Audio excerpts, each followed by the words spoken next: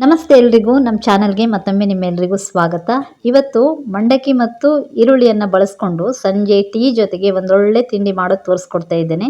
ಇದನ್ನು ಮಾಡ್ಕೊಳ್ಳೋದಕ್ಕೆ ನಾನು 1 ಕಪ್ ಆಗುವಷ್ಟು ಸಪ್ಪೆ ಮಂಡಕ್ಕಿಯನ್ನು ತೊಗೊಂಡಿದ್ದೇನೆ. ಇವಾಗ ಒಂದು ಮಸಾಲೆ ಪೇಸ್ಟ್ ರೆಡಿ ಮಾಡ್ಕೋಬೇಕು. ಅದಕ್ಕೆ ಒಂದು 2 ಹಸಿಮೆಣಸಿನಕಾಯಿನ ಎಣ್ಣೆಯಲ್ಲಿ ಫ್ರೈ ಮಾಡಿಬಿಟ್ಟು ಸೇರಿಸ್ಕೊಂಡು ಇದಕ್ಕೆ ಒಂದು 5 ಎಸಳು ಬೆಳ್ಳುಳ್ಳಿ, ಒಂದು ಸಣ್ಣ ಶುಂಠಿಯನ್ನು ಸೇರಿಸ್ಕೊಳ್ಳಿ. ಅದೇ ರೀತಿ ಒಂದು ಸ್ವಲ್ಪ ಕೊತ್ತಂಬರಿ ಸೊಪ್ಪನ್ನು ಸೇರಿಸ್ಕೊಂಡು ಇದನ್ನು ಪೇಸ್ಟ್ ಮಾಡ್ಕೋಬೇಕು. ಇವಾಗ ಒಂದು ಕಡಾಯಿಗೆ ಒಂದು 2 ರಿಂದ 3 ಸ್ಪೂನ್ ಆಗುವಷ್ಟು ಎಣ್ಣೆಯನ್ನು ಸೇರಿಸ್ಕೊಳ್ಳಿ. ಎಣ್ಣೆ ಸ್ವಲ್ಪ ಬಿಸಿ ಆದಮೇಲೆ ಸ್ವಲ್ಪ ಸಾಸಿವೆ ಮತ್ತು ಒಂದು ಸ್ವಲ್ಪ ಜೀರಿಗೆಯನ್ನು ಸೇರಿಸ್ಕೊಂಡ್ಬಿಟ್ಟು ಇದಕ್ಕೇ ಒಂದು ಹಸಿಮೆಣಸಿನಕಾಯಿನ ಕಟ್ ಮಾಡಿಬಿಟ್ಟು ಸೇರಿಸ್ಕೊಂಡಿದ್ದೀನಿ. ಸ್ವಲ್ಪ ಕರಿಬೇವಿನ ಸೊಪ್ಪನ್ನು ಕೂಡ ಸೇರಿಸ್ಕೊಳ್ಳಿ. ಈ ಹಸಿಮೆಣಸಿನಕಾಯಿನ ಎಣ್ಣೆಯಲ್ಲಿ ಸ್ವಲ್ಪ ಬಾಡಿಸ್ಕೊಂಡ್ರೆ ಸಾಕು. ಇವಾಗ ಇದಕ್ಕೇ ನಾನು 3 ಈರುಳ್ಳಿಯನ್ನು ಈ ರೀತಿ ಕಟ್ ಮಾಡಿಬಿಟ್ಟು ಸೇರಿಸ್ಕೊಳ್ತಾ ಇದ್ದೇನೆ. ಈರುಳ್ಳಿನೂ ಅಷ್ಟೇ ಸಣ್ಣ ಉರಿಯಲ್ಲಿ ಕಲರ್ ಚೇಂಜ್ ಆಗೋ ತನಕ ಫ್ರೈ ಮಾಡಿಕೊಂಡ್ರೆ ಸಾಕು. ಈ ರೀತಿ ಈರುಳ್ಳಿಯನ್ನು ಕಲರ್ ಚೇಂಜ್ ಆಗೋ ತನಕ ಫ್ರೈ ಮಾಡ್ಕೊಂಡಾದಮೇಲೆ ನಾವೇನು ಮಿಕ್ಸಿಲಿ ಪೇಸ್ಟ್ ಮಾಡ್ಕೊಂಡಿದ್ವಲ್ಲ ಅದನ್ನು ಈರುಳ್ಳಿ ಜೊತೆಗೆ ಸೇರಿಸ್ಕೊಂಡು ಇದ್ರ ಜೊತೆಗೇ ಒಂದು ಅರ್ಧ ಸ್ಪೂನ್ ಆಗುವಷ್ಟು ಅರಿಶಿಣ ಪೌಡ್ರನ್ನು ಸೇರಿಸ್ಕೊಂಡು ಚೆನ್ನಾಗಿ ಫ್ರೈ ಮಾಡ್ಕೋಬೇಕು. ಈ ಮಸಾಲ ಪೇಸ್ಟಿನ ಹಸಿ ವಾಸನೆ ಎಲ್ಲ ಹೋಗೋ ತನಕ ಚೆನ್ನಾಗಿ ಸಣ್ಣ ಉರಿಯಲ್ಲಿ ಇದನ್ನು ಈ ರೀತಿ 1-2 ನಿಮಿಷ ಬಾಡಿಸ್ಕೊಂಡ್ರೆ ಸಾಕು. ನೋಡಿ, ಈ ರೀತಿ ಮಿಕ್ಸ್ ಮಾಡ್ಕೊಂಡಾದಮೇಲೆ ಇದಕ್ಕೆ ಒಂದು 2 ಸ್ಪೂನ್ ಆಗುವಷ್ಟು ಹುಣಸೆ ರಸನ ಸೇರಿಸ್ಕೊಳ್ತಾ ಇದ್ದೇನೆ. ಅದೇ ರೀತಿ 1 ಸ್ಪೂನ್ ಆಗುವಷ್ಟು ಬೆಲ್ಲನ, ನಾನಿಲ್ಲಿ ನೀರು ಬೆಲ್ಲನ ಸೇರಿಸ್ಕೊಳ್ತಾ ಇದ್ದೇನೆ. ನೀವು ಗಟ್ಟಿ ಬೆಲ್ಲ ಬೇಕಾದರೂ ಸೇರಿಸ್ಕೋಬೋದು.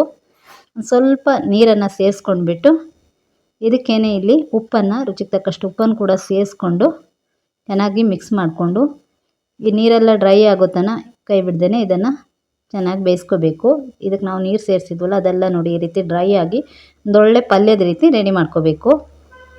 ಇವಾಗ ಈ ರೆಡಿ ಮಾಡ್ಕೊಂಡ ಪಲ್ಯನ ಸಂಪೂರ್ಣವಾಗಿ ತಣಿಯೋದಕ್ಕೆ ಬಿಡಬೇಕು. ಇದು ತಣದ ಮೇಲೆ ನಾವು ಇದನ್ನು ಮಾಡ್ಕೊಳ್ಳೋದಕ್ಕೆ ನೋಡಿಲಿ ನಾನಿಲ್ಲಿ 1 ಬೌಲ್ ಆಗುವಷ್ಟು ಮಂಡಕ್ಕಿಯನ್ನು ತೊಗೊಂಡಿದ್ದೇನೆ, ಸಪ್ಪೆ ಮಂಡಕ್ಕಿ.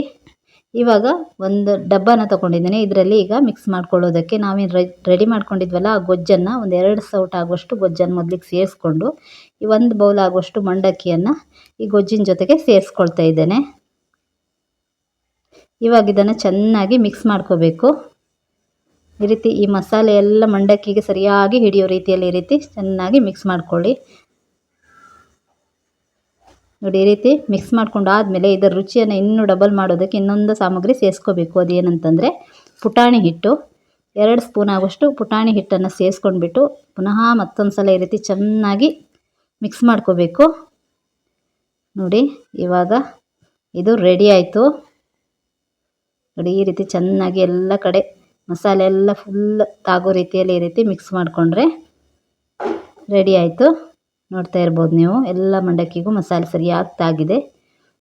ಈ ರೆಡಿ ಮಾಡ್ಕೊಂಡಿರುವಂತಹ ಮಂಡಕ್ಕಿಯನ್ನು ಈ ರೀತಿ ಪೇಪರಲ್ಲಿ ಕೋನ್ ಮಾಡ್ಕೊಂಡ್ಬಿಟ್ಟು ಅದರಲ್ಲಿ ಕೂಡ ಸೇರಿಸ್ಕೊಂಡು ತಿನ್ಕೋಬೋದು. ನಾವು ಚಿಕ್ಕವರು ಇರುವಾಗೆಲ್ಲ ಇದೇ ರೀತಿ ಮಾಡ್ಕೊಂಡು ತಿಂತಿದ್ವಿ, ತುಂಬ ಖುಷಿ ಆಗ್ತಿತ್ತು.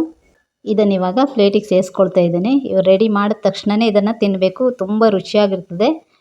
ತುಂಬ ಈಸಿಯಾಗಿ ಈ ಮಂಡಕ್ಕಿ ಅದೇ ರೀತಿ ಈರುಳ್ಳಿಯನ್ನು ಸೇರಿಸ್ಕೊಂಡು ಒಂದೊಳ್ಳೆ ಗಿರ್ಮಿಟ್ಟನ್ನು ಈಸಿಯಾಗಿ ಮಾಡ್ಕೋಬೋದು. ನೀವು ಕೂಡ ಮನೆಯಲ್ಲಿ ಈ ರೀತಿ ಟ್ರೈ ಮಾಡಿ, ಸೂಪರ್ ಆಗಿರ್ತದೆ. ಅದೇ ರೀತಿ ಮಾಡೋದು ಕೂಡ ತುಂಬ ಸುಲಭ, ಒಂದು 5 ನಿಮಿಷದಲ್ಲಿ ಈಸಿಯಾಗಿ ರೆಡಿ ಆಗ್ತದೆ. ಸಂಜೆ ಟೀ ಜೊತೆಗೆ ಈ ರೀತಿ ಒಂದು ಮಂಡಕ್ಕಿಯ ರೆಸಿಪಿಯನ್ನು ಮಾಡಿಕೊಂಡ್ರೆ ಸೂಪರ್ ಆಗಿರ್ತದೆ. ನೀವು ಖಂಡಿತ ಮನೆಯಲ್ಲಿ ಟ್ರೈ ಮಾಡಿ, ರುಚಿ ಹೇಗೆ ಬಂತು ಅಂತ ಕಮೆಂಟಲ್ಲಿ ತಿಳಿಸೋದನ್ನು ಮರಿಬೇಡಿ. ಮೊದಲನೇ ಸಲ ಏನಾದರೂ ನಮ್ಮ ವಿಡಿಯೋ ನೋಡ್ತಿದ್ರೆ ವಿಡಿಯೋಗೊಂದು ಲೈಕ್ ಮಾಡಿ, ನಮ್ಮ ಚಾನಲನ್ನು ಸಬ್ಸ್ಕ್ರೈಬ್ ಮಾಡೋದನ್ನು ಮರಿಬೇಡಿ. ಹೆಚ್ಚೆಚ್ಚು ನಿಮ್ಮ ಫ್ಯಾಮಿಲಿ ಫ್ರೆಂಡ್ಸ್ ಜೊತೆಗೆ ಶೇರ್ ಮಾಡಿ. Thank you for watching.